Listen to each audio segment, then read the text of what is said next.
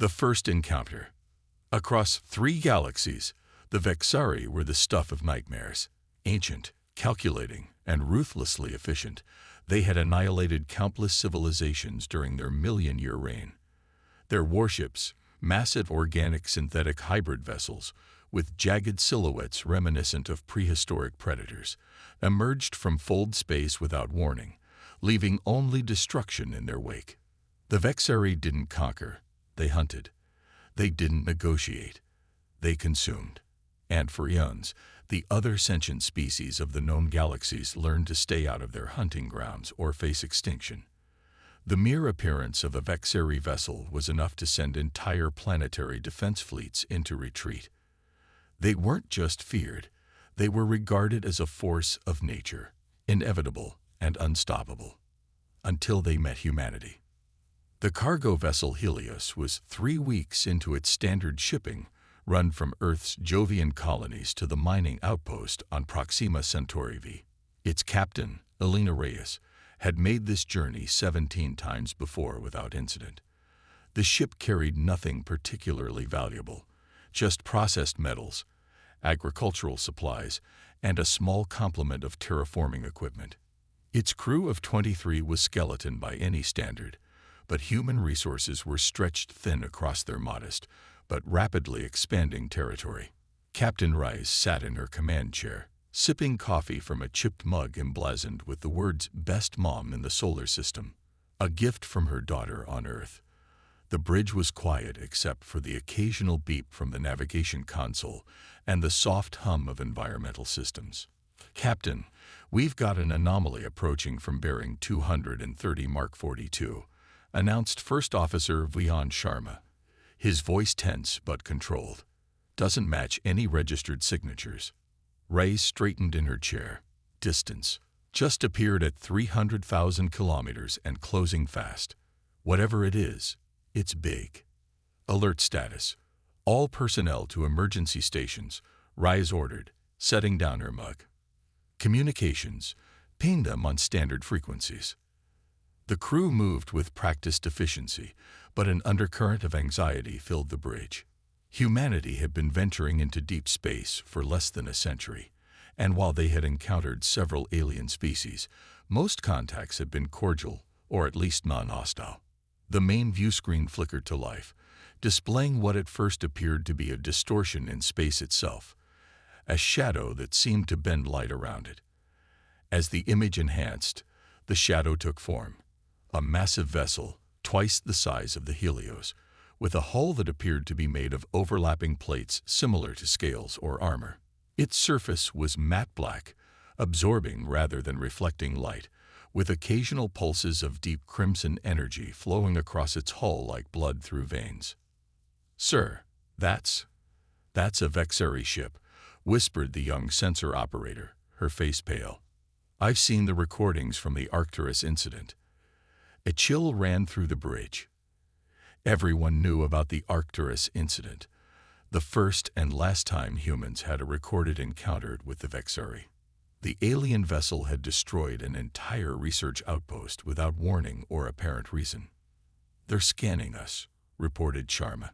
"Intensive scans. They're mapping our entire ship structure." Rice didn't hesitate. "Open a channel." "Captain, respectfully, the protocols for Vexari contact explicitly state." "Open the channel, Mr. Sharma," Rise interrupted. "If they wanted us dead, we would be already."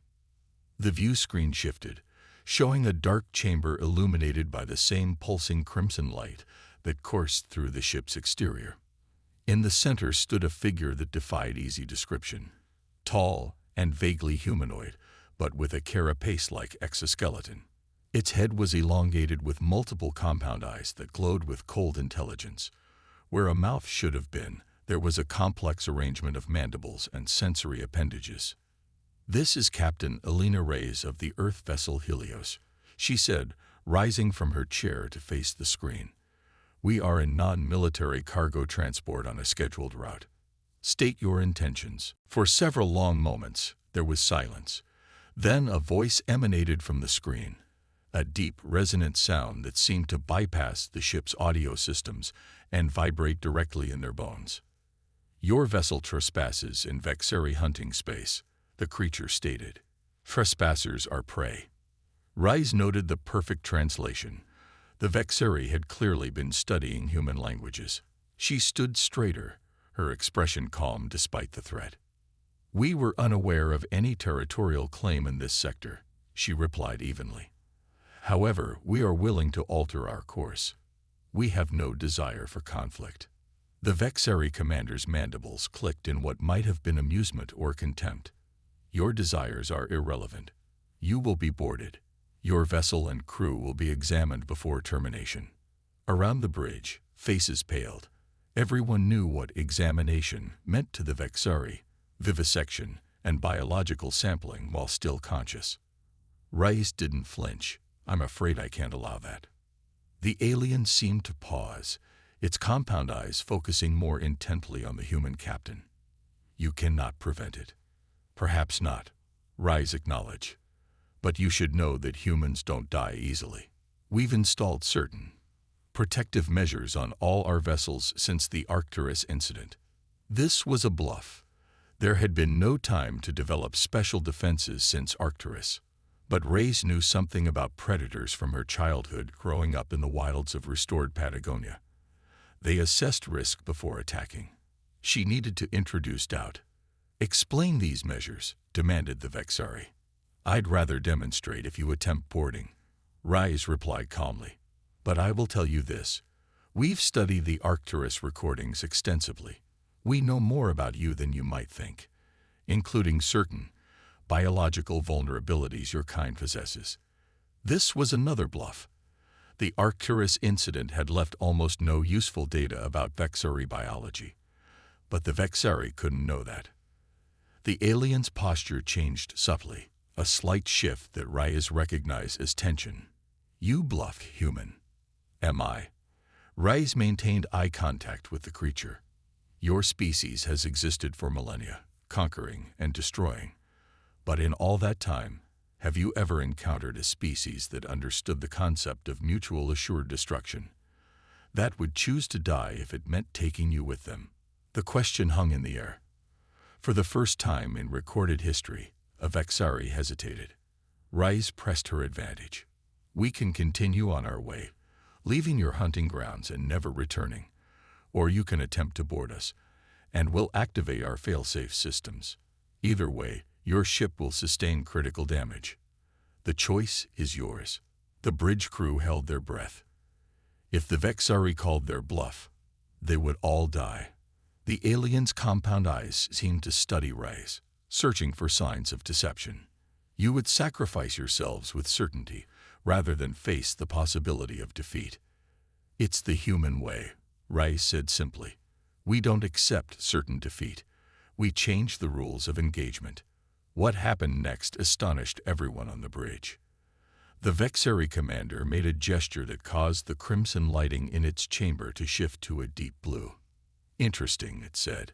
"No species has ever threatened a Vexari hunt pack with mutual destruction. Your behavior is unpredictable." "We're often told that," Rise replied, allowing herself a small smile. "Perhaps we could have a conversation instead of a confrontation. Exchange information rather than threats." Again, the alien seemed to consider this novel concept. "Why would prey wish to converse with hunter?" "Because we don't see ourselves as prey," Rise explained. "And if you look at our history, those who have tried to hunt us have rarely succeeded. We're not the strongest or fastest species, but we are extremely adaptable and quite resourceful when threatened." The Vexari commander made another gesture, and several smaller figures moved into view, consulting what appeared to be holographic displays. "Our scans indicate your vessel carries no significant weaponry," the Vexari stated. "Yet you show no fear. This is anomalous." "We have a saying on Earth," Rise offered. "The most dangerous creature is not the strongest, but the one with nothing to lose. If you board this ship, every single crew member will fight to their last breath. And we have prepared contingencies to ensure your ship suffers critical damage in the process." For several tense moments, there was silence. Then the Vexari commander made a decision. "We will not board your vessel at this time," it announced. "Instead, we will observe. Your species requires further study before a determination is made." Relief flooded through Reyes, though she kept her expression neutral. "A wise decision. We will continue on our scheduled course, which will take us out of this sector within 14 hours. You will be monitored," the Vexari warned. "Any deviation from your stated course will be considered hostile action." "Understood," Reyes acknowledged.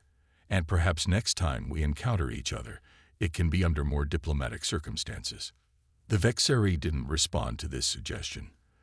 The screen went dark, and the alien vessel moved to a parallel course, maintaining a distance of 50,000 kilometers. Close enough to strike if needed, but far enough to react to any potential threat. "Did that just happen?" Sharma whispered, breaking the stunned silence on the bridge. "Did we just talk down the Vexari?" Reyes sank back into her chair, finally allowing her hands to tremble slightly. "For now, at least. Maintain course and speed. Alert me of any change in their position or behavior." As the crew returned to their duties with renewed focus, Reyes picked up her coffee mug, now cold. She stared at the alien ship visible on the long-range scanners, knowing this encounter was far from over. What she couldn't know was that this single interaction would fundamentally change the relationship between humanity and the most feared species in 3 galaxies, and ultimately transform the power dynamics of interstellar space itself. Because for the first time in a million years of hunting, the Vexari had encountered something they didn't immediately understand. And what predators don't understand, they approach with caution. Humanity had just earned itself time. And time was all humans had ever needed to change the rules of any game they played. The challenge of understanding. In the 3 standard months following the Helios incident, the Vexari did something unprecedented in their million-year history. They watched without attacking. Across human space, reports surfaced of Vexari vessels shadowing human ships, maintaining distance but never engaging. The predators were studying their unexpected prey. On the Vexari command vessel Eternal Hunger, Supreme Hunt Commander Kistev reviewed the accumulated data with growing unease. The bioneural interfaces embedded in the ship's living walls pulsed with information about human behavior, physiology, and technology. "The pattern makes no logical sense," Kistev stated to the assembled Hunt Council. "These humans possess inferior technology, limited biological capabilities, and no natural defenses. Yet they expand their territory at a rate that exceeds all projections. They should have been easily consumed by the Draconids or the Myriad Collective, yet both species have entered non-aggression pacts with them." The Hunt Council, 12 of the oldest and most experienced Vexari warriors, shifted uncomfortably on their perches. Such discussions were rare. The Vexari typically identified prey, hunted it to extinction, and moved on. Analysis beyond tactical considerations was considered unnecessary. "Perhaps most puzzling," continued Kistev, "is their response to the threat of extinction. All species we have encountered fight for survival when cornered, but humans appear to fight with increased effectiveness when victory seems impossible. This contradicts all evolutionary logic." Hunt advisor Tzilks moved forward, her carapace bearing the marks of countless successful hunts. "I have reviewed the historical archives. Humans transmit freely across their communication networks. Their species has nearly self-exterminated multiple times, yet each catastrophe has resulted in technological advancement and cultural adaptation. They weaponize their own failures. They utilize conflict as an evolutionary pressure," added another council member. "This is disturbing." Kistev clicked his mandibles in the Vexari expression of decisive action. "We must understand this anomaly before determining whether humans represent prey or threat. I propose direct contact, not for hunting, but for information gathering." The council chamber fell silent. In all recorded history, the Vexari had never initiated nonviolent contact with another species. They were apex predators, not diplomats. "What form would this contact take?" asked Tzilks. We will invite representatives from their government to meet on neutral territory, Keistuk explained. We will observe their behavior directly, assess their capabilities accurately, and determine their true nature.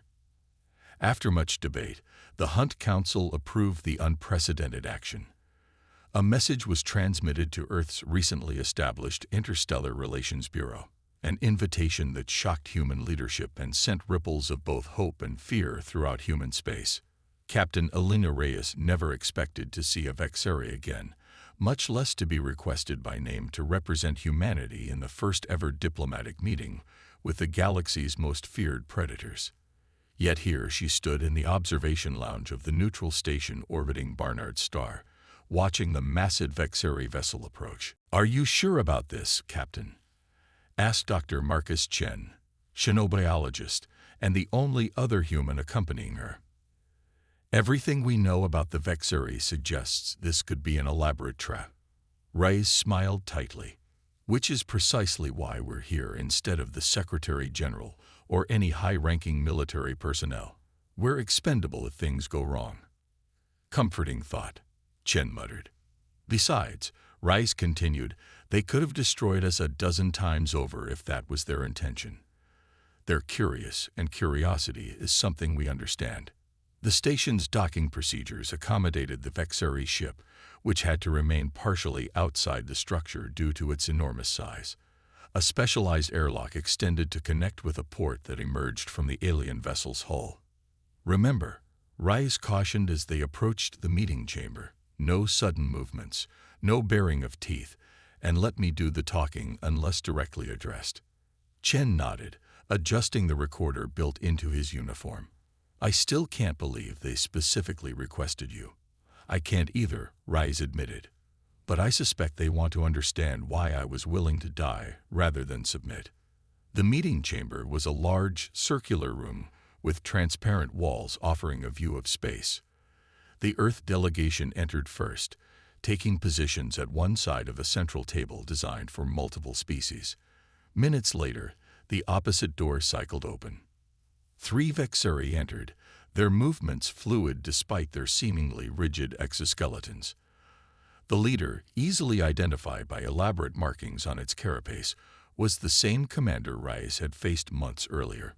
2 larger Vexari flanked it, clearly warriors by their posture and the weapons integrated into their limbs. Supreme Hunt Commander Keistuk. The leader identified itself, the words vibrating through the air without passing through any visible translation device. "You are Captain Alina Reyes, the one who threatened mutual destruction." Reyes inclined her head respectfully. "I am. Thank you for arranging this meeting." "Explanation is required," Keistuk stated, settling into a standing position across the table. "Your species defies categorization. You are physically weak, technologically underdeveloped, and numerically insignificant. Yet you expand rapidly, form alliances with species that should consume you, and show no appropriate fear when confronted by superior predators. Perhaps," Reyes suggested, "your methods of categorization are inadequate." The Vexari's compound eyes shifted, focusing more intensely on her. "Clarify." "You divide the universe into predators and prey," Reyes explained. "It's an effective binary system for a hunter species, but humans don't fit neatly into either category. We've been both predator and prey throughout our evolution, and we've learned from both experiences." Keistuk made a clicking sound that the translation didn't interpret. "All species have been both.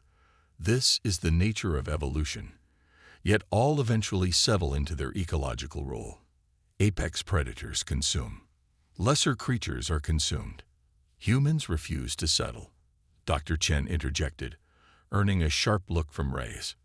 "But having spoken," he continued, "we were middle-tier predators who used intelligence to compensate for physical limitations.